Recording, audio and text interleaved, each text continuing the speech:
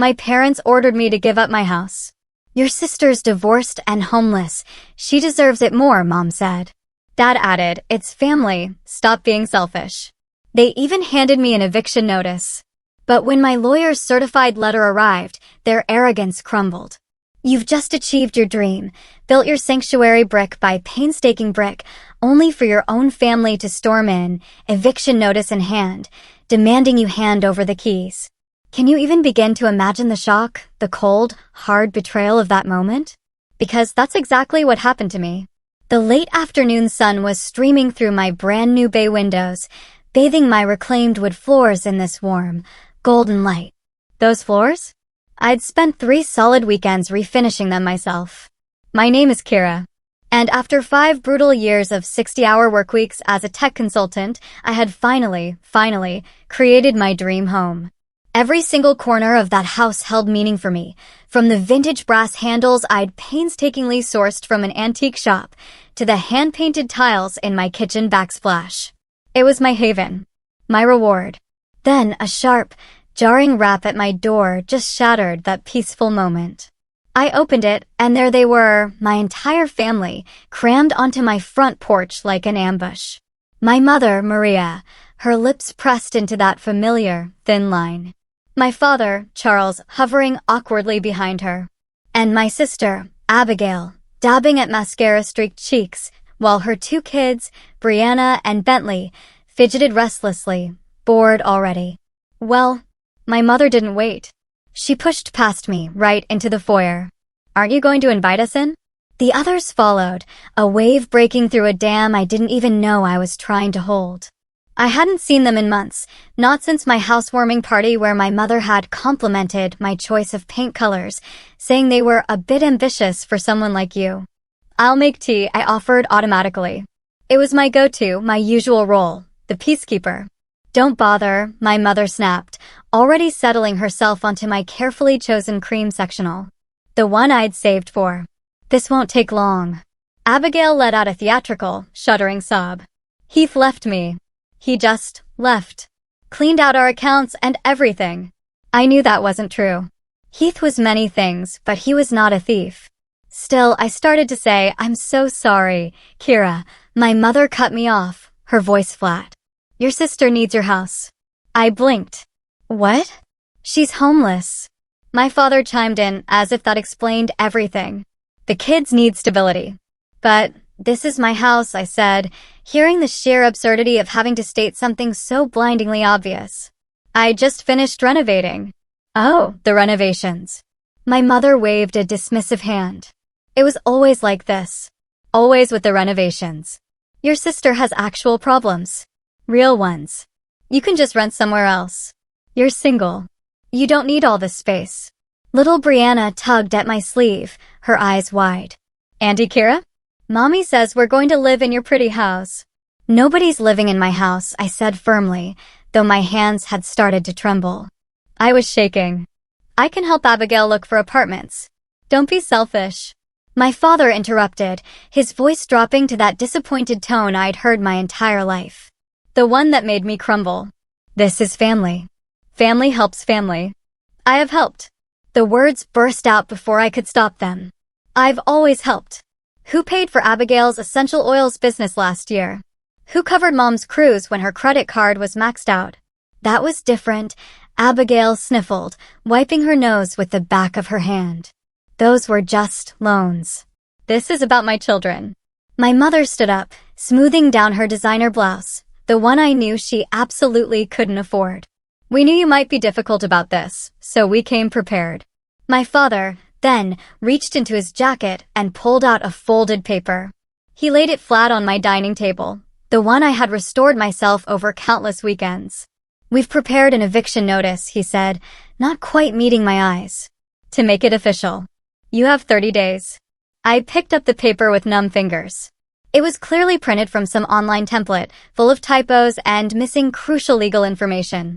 But the intent behind it, the sheer, audacious gall of what they were trying to do, it made my chest tight. This isn't legal, I managed to say, my voice barely a whisper. You can't evict me from a house I own. Don't be dramatic, my mother sighed, rolling her eyes. We're not evicting you. We're just redistributing family resources to where they're needed most. Abigail has children. Yeah, Abigail chimed in, suddenly looking a lot less tearful. And your guest room is bigger than my old master bedroom. I just stared at them. My mother's expectant face. My father's studied avoidance. Abigail's growing excitement as she pointed out to her kids where their toys could go. They truly believed they could just take my house. My sanctuary. Everything I had worked for. You need to leave, I said quietly. Kira, my father started, a warning in his tone. Now, my voice was stronger this time. Firm. Get out of my house. Well, my mother gathered her designer purse, a theatrical sigh escaping her lips. I see you need time to process this. We'll give you a day to come to your senses. But remember, she tapped the paper on the table, 30 days. Don't make this harder than it needs to be. They filed out. Abigail paused in the doorway. I was thinking of painting the living room blue, she said, as if I hadn't just ordered them to leave. This beige is so boring. I closed the door behind them and leaned against it, my legs barely holding me up. Through the window, I could see them getting into their car, already discussing my house as if it was theirs. The eviction notice sat on my table like a declaration of war. I stared at that pathetic excuse for an eviction notice until the words blurred. My phone buzzed, 3 texts from Abigail about paint samples and whether I'd be leaving the curtains. I turned it face down on the table and walked to my home office. The filing cabinet in the corner held more than just work contracts. I pulled out a thick manila folder, my hands steady now. Inside was every receipt, every bank transfer, every hastily scribbled IOU from the past decade. I'd kept them out of habit, that same attention to detail that made me so good at my job. My friend Destiny's voice came through on the first ring. Girl, you sound terrible. What happened? I told her everything, my voice cracking only once. They did what? Destiny's outrage was so comforting. Please tell me you're not actually considering it. Of course not. But, no buts. She cut in. Remember last Christmas when Abigail borrowed your car and returned it with an empty tank and a dented fender? Or when your mom guilt-tripped you into paying for their vacation because your father worked so hard? I spread the papers across my desk. I have records of everything they borrowed. Never paid back a cent. How much? I did a quick calculation. Over $20,000. Jesus, Kira. I know. I picked up a note in Abigail's loopy handwriting. I owe you $3,000 for business startup. Thanks, sis. $3,000. That was for her essential oils thing. She sold everything at a loss and blamed the market. And now they want your house. Destiny's voice hardened. Hell no. You need a lawyer. They're family. Family doesn't try to steal your house. What's next? Your kidney. My phone buzzed again. A text from my mother. Abigail's crying because you're being so difficult. Think of the children. The children. I said to Destiny, the word tasting bitter. They keep using Brianna and Bentley as leverage. You know what's best for those kids? Seeing their mother face consequences for once. Has anyone even verified Heath left her penniless? I hesitated. No, they just said, call Heath, Destiny commanded. I could almost hear the keys clicking on her end. Hold on. He's still connected to my cousin on Facebook. Here we go. Recent post. Finalizing divorce settlement. Trying to be fair despite everything. Doesn't sound like someone who cleaned out the accounts. Another buzz. My father, your mother's very upset. You're tearing this family apart. I looked at the stack of IOUs. They really thought I'd cave because you always have, Destiny said gently. Remember when you got that bonus last year? First thing you did was pay off Abigail's credit card debt. She said she needed formula for Bentley. Bentley, who I saw drinking regular milk at your housewarming. He's for Kira, she reminded me. My doorbell rang. Through the security camera, I saw Abigail holding up paint swatches to my exterior walls. I'm not answering that, I said. Good. Now, about that lawyer, Bennett. I said suddenly, a spark igniting inside me. Remember that law firm I helped last year, the cyber attack? The one where I pulled 3 all-nighters to save their entire system? Their senior partner, Bennett, he gave me his personal number. Said if I ever needed anything, call him now. Abigail was taking photos of my garden now, probably planning changes. My garden, where I'd spent countless weekends creating a butterfly sanctuary. They've always treated me like their personal ATM, I said, my voice hardening. But this, trying to take my home, acting like I owe it to them. So, what are you going to do about it? Destiny asked. I picked up the pathetic excuse for an eviction notice, then looked at my folder of evidence. A decade of financial abuse, documented in black and white. I'm going to show them exactly who they're dealing with. That's my girl. After hanging up, I sent a brief email to Bennett's office, attaching scans of the eviction notice and a few choice IOUs. His response came within minutes. In meetings all day, but this is outrageous. Call my cell at 5 p.m. sharp. We'll fix this. My phone buzzed again. A family group text from my mother. Dinner tomorrow to discuss Kira's move-out timeline. 6 p.m. sharp. Don't be late. I didn't respond. Instead, I made coffee and started scanning every document, every message, every manipulative text. By the time 5 p.m. rolled around, I had a complete digital record of their exploitation. The eviction notice still sat on my table, a symbol of their ultimate entitlement. They thought it was their trump card. They had no idea it was about to become mine. My phone showed 4:59 p.m. I picked it up. Bennett's number ready. Time to show my family what happens when you push too far. Bennett's voice was exactly as I remembered, calm, precise, with an undercurrent of steel. Kira, I've been reviewing what you sent. Tell me everything. I laid it out chronologically, starting with their ambush and ending with Abigail's impromptu exterior design consultation. Bennett listened without interrupting, though I heard his pen scratching notes. Let me be clear, he said when I finished. They presented you with a fake eviction notice for a property you own outright? Yes. They found some template online. And your sister is claiming her ex-husband left her destitute. That's what they say. Interesting. More scratching. Because I just had my assistant do some preliminary research. Your sister's ex-husband filed all his divorce paperwork properly. The settlement includes a substantial alimony payment and half their marital assets.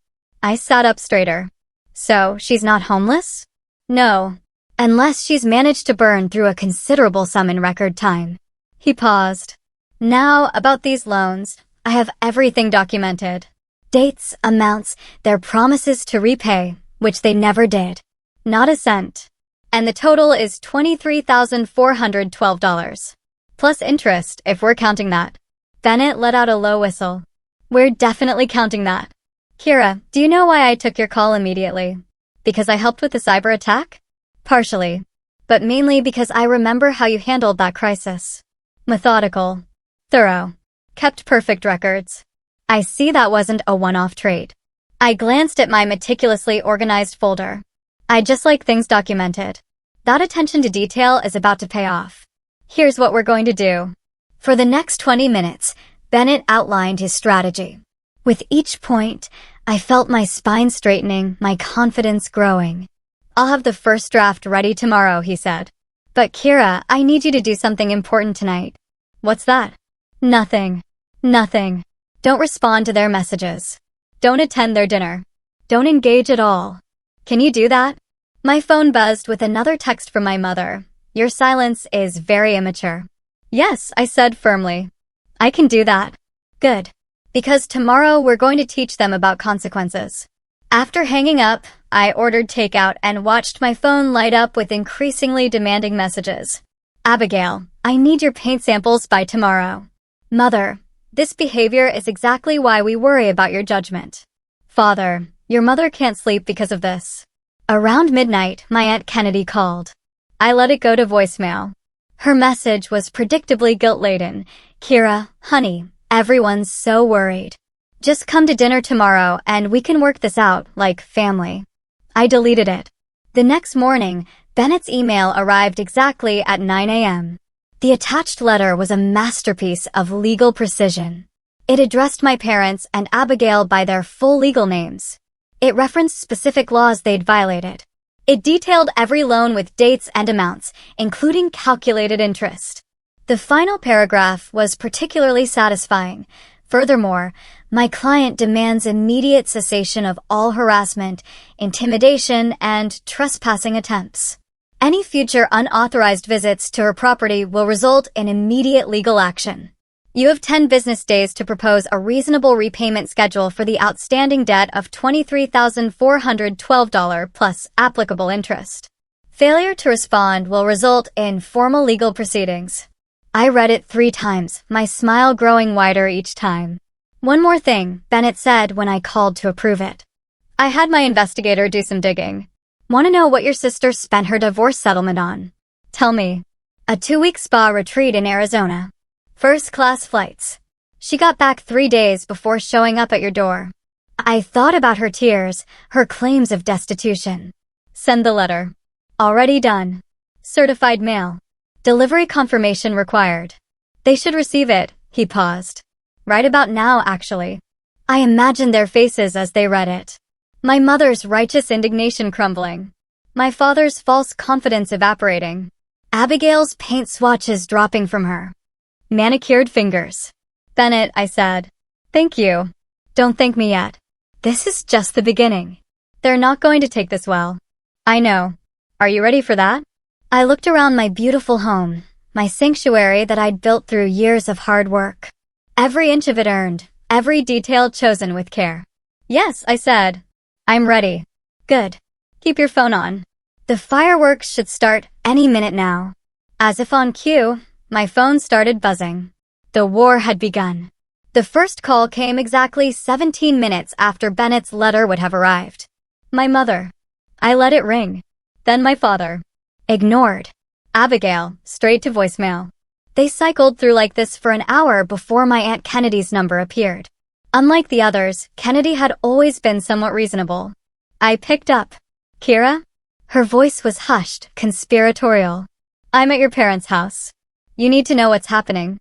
I can imagine. No, you really can't. A door closed in the background. Your mother is absolutely apoplectic. I've never seen her like this. She's been pacing the living room for 30 minutes, waving that letter around like a weapon. Despite everything, I felt a flutter of satisfaction. What about Dad? He looks like he's seen a ghost. Keeps muttering about his retirement fund. A pause. Kira, the amount in that letter, is it accurate? Down to the last penny. I have records of everything. Your mother's claiming you made it all up. Of course she is. I opened my laptop where I'd organized all the evidence. Would she like to explain the cruise tickets I paid for? Or the check I wrote for Dad's golf club membership? Kennedy was quiet for a moment. And Abigail just got back from a luxury spa retreat in Arizona? First class all the way. What? Kennedy's whisper turned sharp. But she told everyone Heath left her penniless. She lied. Like she always does. Through the phone, I heard a crash, followed by my mother's voice. This is extortion. My own daughter. Hold on, Kennedy murmured.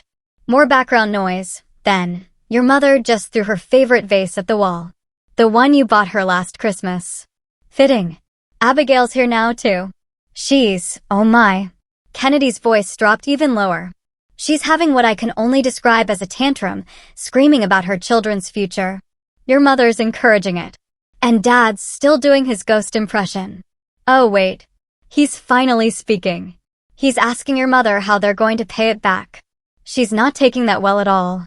I heard my mother's distant shriek. Pay it back. Pay it back. She's our daughter. She owes us. Kira, Kennedy said, her voice now serious. I should tell you, they're talking about calling their own lawyer. Good. They should. You're not worried? Bennett already checked. They can't afford any lawyer who could challenge this. More background chaos, then Kennedy's urgent whisper. Abigail's calling Heath. She's, oh dear. She's demanding more money from him to fight this injustice. He's laughing at her. I can hear him laughing through the phone. I couldn't help but smile. Heath had put up with Abigail's drama for years. He probably felt vindicated. Your mother's now saying she'll sell her jewelry collection, Kennedy reported, the one I helped her pick out. Sure. Good idea. Kira. Kennedy hesitated. I know they've always favored Abigail. I know they've taken advantage, but this is nuclear. No, Aunt Kennedy. This is consequences. A door slammed in the background, followed by more shouting. Kennedy sighed. Abigail just announced she's going to drive to your house. Your mother's getting her car keys, too. Perfect. Bennett already filed a harassment warning with the police. If they show up, they'll be arrested for trespassing. You've really thought this through. I learned from the best. They taught me all about planning and manipulation. I just got better at it than they expected. Another crash. More screaming. Kennedy's voice turned urgent. I have to go. Your mother's talking about calling every relative in the family directory. Brace yourself. Thanks for the warning. After hanging up, I sent a quick text to Bennett. They received the letter. Reaction exactly as expected. Aunt Kennedy reports chaos. His response was immediate. Good. Let them spiral. Every inappropriate reaction strengthens our position. My phone started buzzing again. Distant relatives I hadn't spoken to in years. Probably already getting my mother's version of events. I switched it to silent and made myself tea in my peaceful kitchen. A text from Destiny. Just got a crazy call from your mom. Told her I've watched you bail them out for years and hung up. You okay? I looked out my window just in time to see my mother's car screech to a halt outside. Abigail's right behind it. They looked up at my house, faces twisted with rage. I calmly picked up my phone and dialed 911. Hello. Yes, I'd like to report trespassers at my property. There's already a harassment warning filed. Through the window, I watched my mother's face change as police sirens wailed in the distance. For the first time in my life, I saw real fear in her eyes. The tea in my hand was still hot. Still perfect. Just like my victory. The police were surprisingly understanding. They escorted my mother and Abigail off my property with a formal warning while I watched through my security cameras. The officer's body language said everything. They'd seen this type of family drama before. My phone buzzed with a text from the officer who'd taken my statement. Warning officially logged. Call immediately if they return. Then came the emotional artillery. First, the voicemails. My mother's voice trembling with practiced devastation. How could you do this to your own mother after everything we've sacrificed for you? Abigail, somehow crying and screaming simultaneously. My children will be traumatized. Is that what you want, to traumatize innocent children? My father, attempting his stern authority voice, but sounding genuinely scared. This isn't how we raised you. Call off this lawyer nonsense immediately. Then, the flying monkeys arrived. Aunt Cassandra called first. Kira, sweetie, this has all gone too far. Your mother is beside herself. Is she beside herself about the $23,000 she owes me? Money isn't everything. This is family. Funny how that argument only works in their favor, I replied, a cold edge to my voice. She gasped. You've changed. You've become cold. No, I've become clear-sighted. There's a difference. Next came the social media assault. Abigail posted a heavily filtered photo of herself with Brianna and Bentley, all wearing their most miserable expressions. The caption was a masterpiece of manipulation. Sometimes the people who hurt you most are the ones you trusted most. My children and I are facing homelessness because of family betrayal. Prayer warriors needed. The comments flooded in, OMG, girl, you're so strong. What kind of monster would do this to children? Family should come first. I screenshot everything and sent it to Bennett. His response, perfect. Every post strengthens our harassment case. Do not respond. My mother tried a new approach, sending an email that was clearly meant to be forwarded to every relative. My dearest daughter, my heart breaks as I write this. Your father and I have always supported your independence, but this betrayal. We only wanted to help your sister in her time of need. Now you're demanding money we don't have, threatening us with lawyers. Where did we go wrong in raising you? What happened to the sweet little girl who used to bake cookies with me? I forwarded it to Destiny, who replied, pretty sure that sweet little girl was actually Abigail. You were the one they made do their taxes. The truth of that hit home. I'd never baked cookies with my mother. I'd been too busy helping my father with household accounts or covering Abigail's bounce checks. My phone lit up with a call from an unknown number. It was Heath, Abigail's ex-husband. Kira? Finally got your number from my lawyer. Listen, Abigail's been calling me nonstop, demanding more money to fight your evil schemes. Thought you should know she got over $100,000 in the settlement last month. Thanks, Heath. I had a feeling she wasn't exactly destitute. She blew through half of it at some spa resort. Now she's playing victim again. He paused. For what it's worth, I'm glad someone's finally standing up to them. After we hung up, I checked my email. 3 messages from my father, each with increasingly desperate subject lines. We need to talk. Your mother can't sleep. Our retirement fund. I opened the last one. Kira, the amount your lawyer is demanding would wipe out our savings. Please be reasonable. What about our retirement? What about your sister's children? Think about the family's future. I thought about my own future. The one they tried to steal. My house. My sanctuary. My financial security. The doorbell rang. Through the camera, I saw Aunt Kennedy holding a paper bag. I brought wine, she said when I opened the door. And information. Over glasses of Cabernet, she filled me in. Your mother's called every relative who might have money to lend them. No takers. Your father's looking into reverse mortgages. And Abigail. She took a long sip. Abigail's telling everyone she's going to sue you for emotional distress. Distress? Bennett will love that. Kira, Kennedy set down her glass. I owe you an apology. All these years I watched them take advantage of you. I never said anything.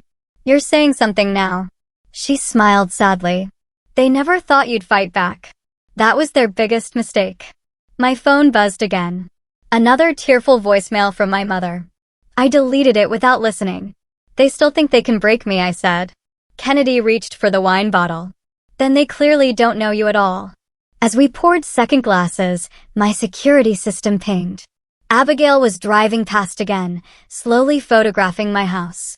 I picked up my phone to call the police again. The war of attrition was on, but this time, I wasn't the one being worn down.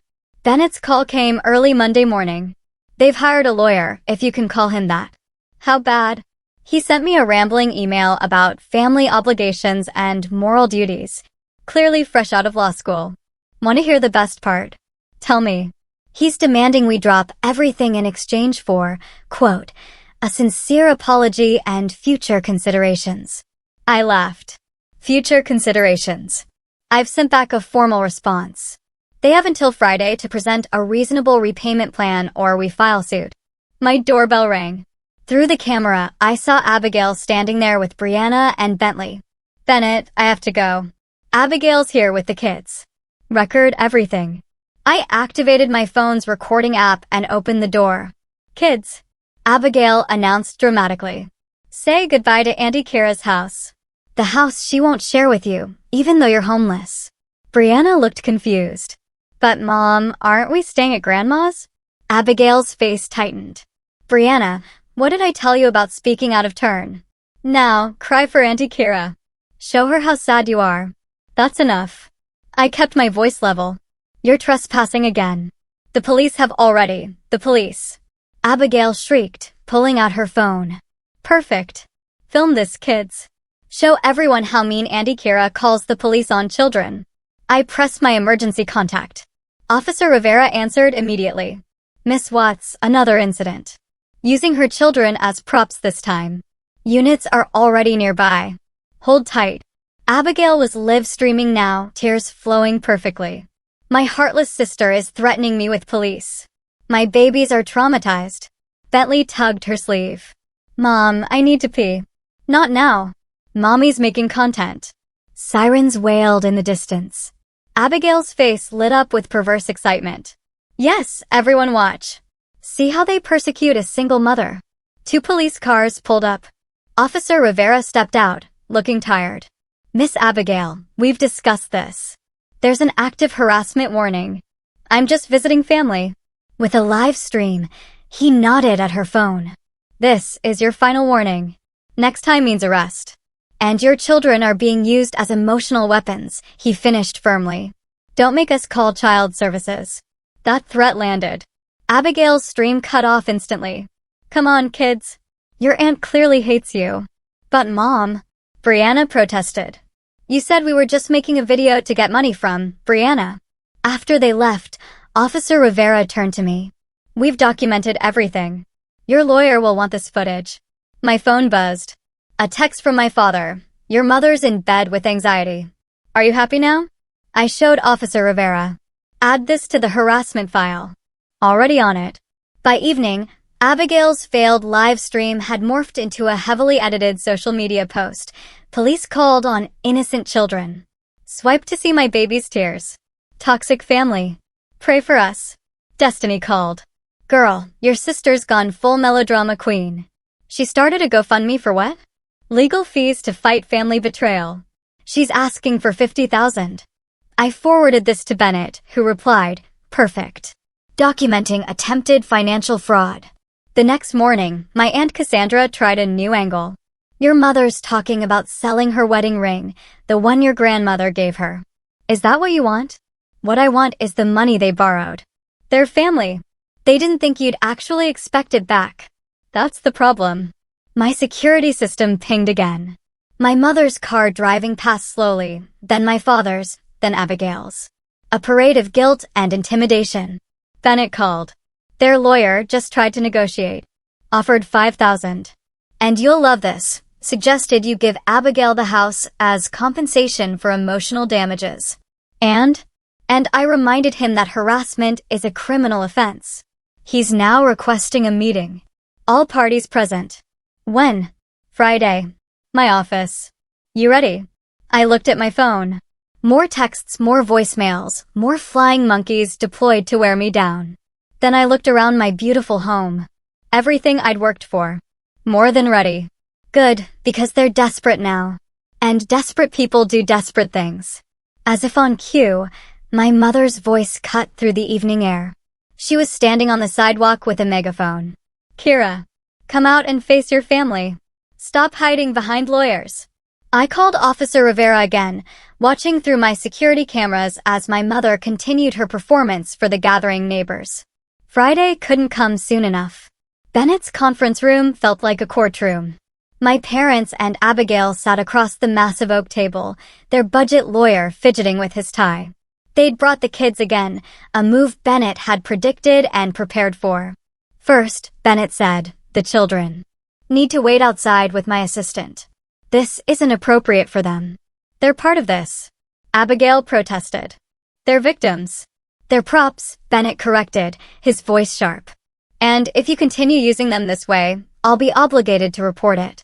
After some theatrical resistance, Brianna and Bentley were led out to the children's area Bennett had set up. Their relief was visible. Now, Bennett began, spreading documents across the table. Let's discuss the harassment first. Harassment. My mother's voice hit that familiar high pitch. We're the ones being harassed with these ridiculous demands. Bennett clicked a remote. The wall screen lit up with a compilation. Abigail's live stream. My mother with the megaphone. Their cars circling my house. The social media posts. The GoFundMe page. Mr. Jenkins, Bennett addressed their lawyer. I assume you've advised your clients about the legal implications of these actions? The young lawyer tugged his tie again. We maintain these were attempts at family reconciliation. Interesting interpretation. Bennett played the clip of Abigail coaching her children to cry on command. My father shifted uncomfortably. We were desperate. You're trying to bankrupt us. No, I said, speaking for the first time, my voice steady. We're asking you to repay what you borrowed. Borrowed? My mother laughed sharply. Family helps family. We never thought you'd be so petty as to keep track. Actually, Bennett pressed another button. Images filled the screen. Bank transfers, IOUs, emails promising repayment. Your daughter, Bennett continued, looking directly at my mother, has documented everything. Every loan, every promise, every excuse. Their lawyer leaned forward, finally looking worried. Perhaps we could discuss a reasonable settlement. The time for negotiation was before the harassment campaign. Bennett cut in. Now, here are your options. He slid documents across the table.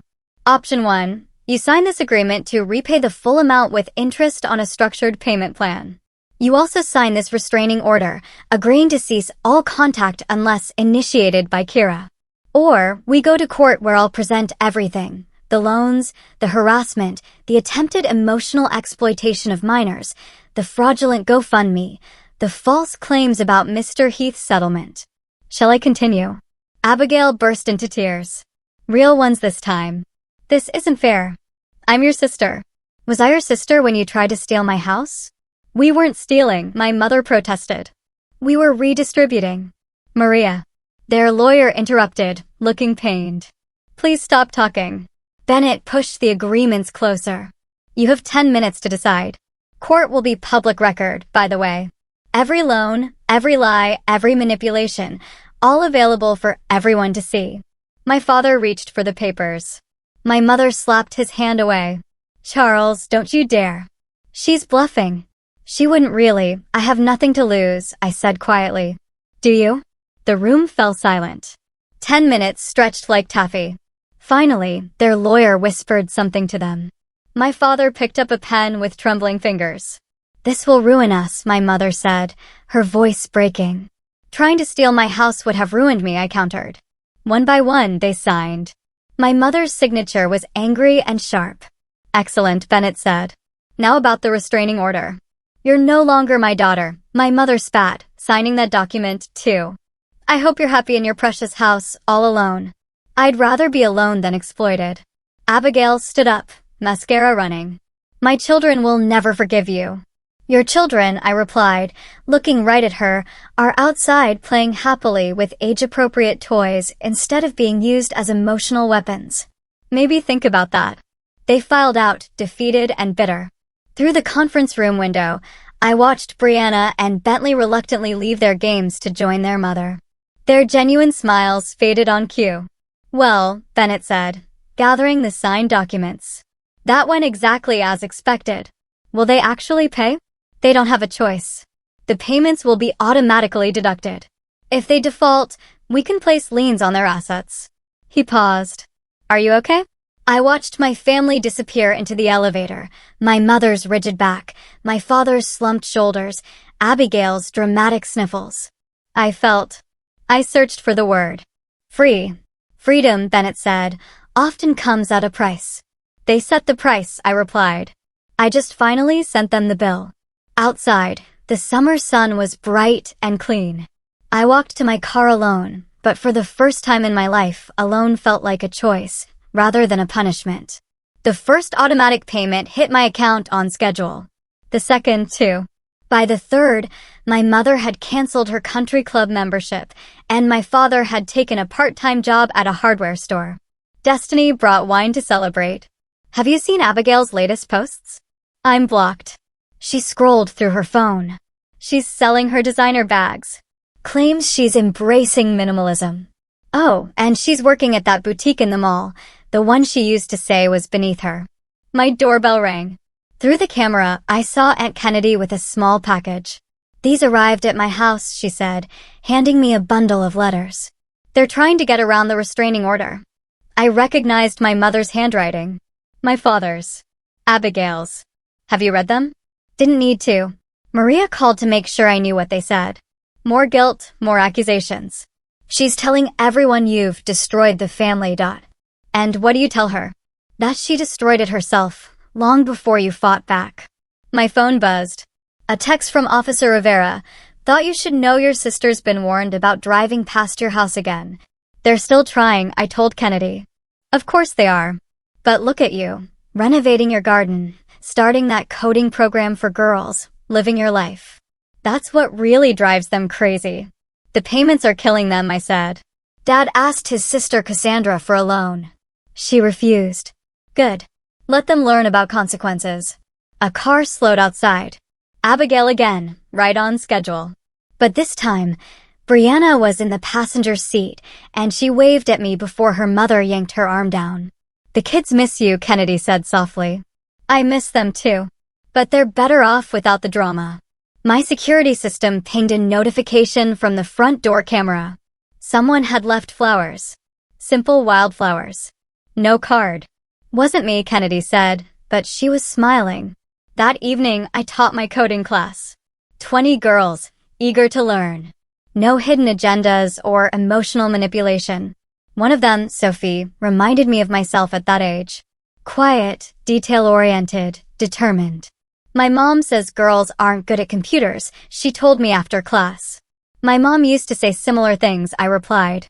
Want to know a secret? Moms aren't always right. At home, I found another email from Bennett. Your father called my office. Asked if we could reduce the payments. I reminded him about the court alternative. He hung up. I clicked through my security cameras out of habit. No family members circling today. The street was quiet, my garden peaceful in the evening light. The butterfly bushes I'd planted were finally blooming. My phone lit up. A text from Heath. Heads up. Abigail's.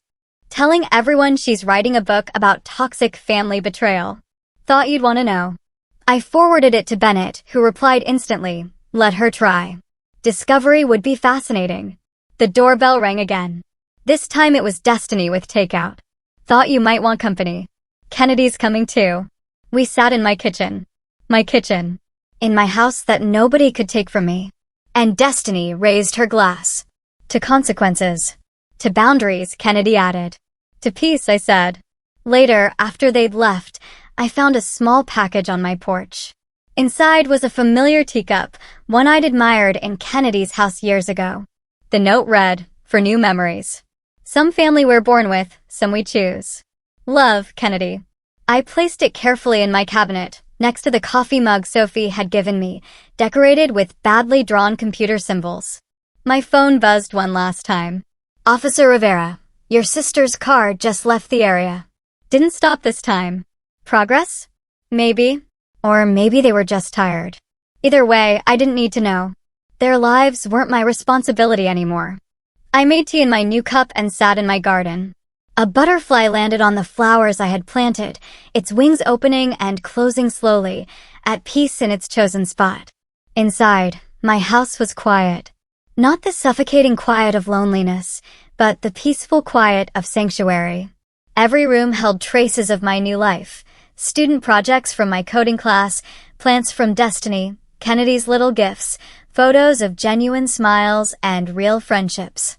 The automatic porch light clicked on, illuminating a small section of garden. In its glow, more butterflies gathered, drawn to the flowers I'd chosen, the space I'd created. My phone stayed silent. No drama, no demands, no guilt. Just peace. And in the end, that was the sweetest revenge of all. What would you have done in my place? Have you ever faced such blatant entitlement from family? I'm really curious to hear your thoughts on this. Let me know in the comments below.